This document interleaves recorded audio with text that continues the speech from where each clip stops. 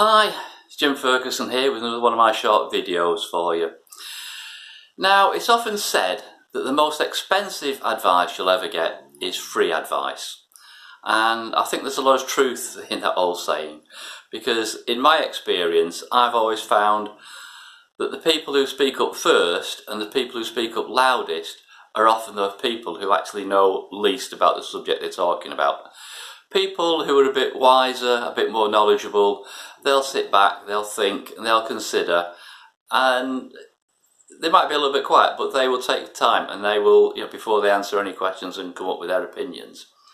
The people I think you've got to be wary of are probably friends, family, people who jump in and say, well, I'm no expert, but what I reckon is, and there's the problem, right in the opening sentence.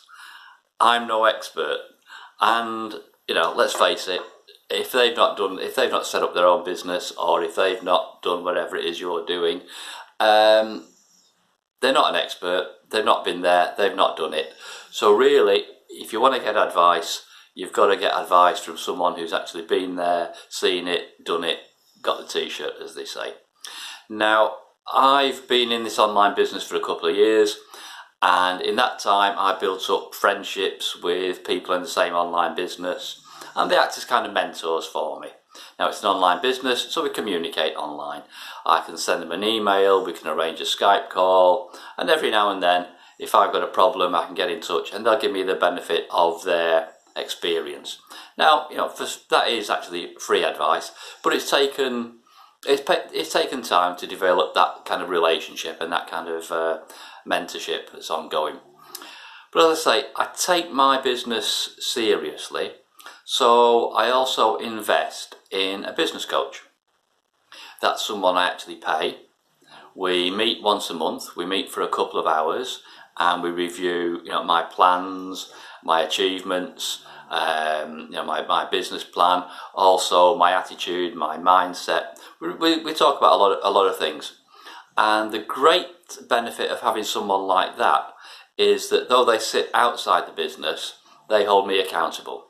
So with having a business coach, it forces me to tackle things that maybe I wouldn't want to tackle, jobs that I would say, yeah, I'll do that later. Well, having a coach, it holds me accountable rather than leave it till later.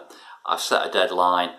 I'm going back in 4 weeks, and that job, that task, has got to be completed.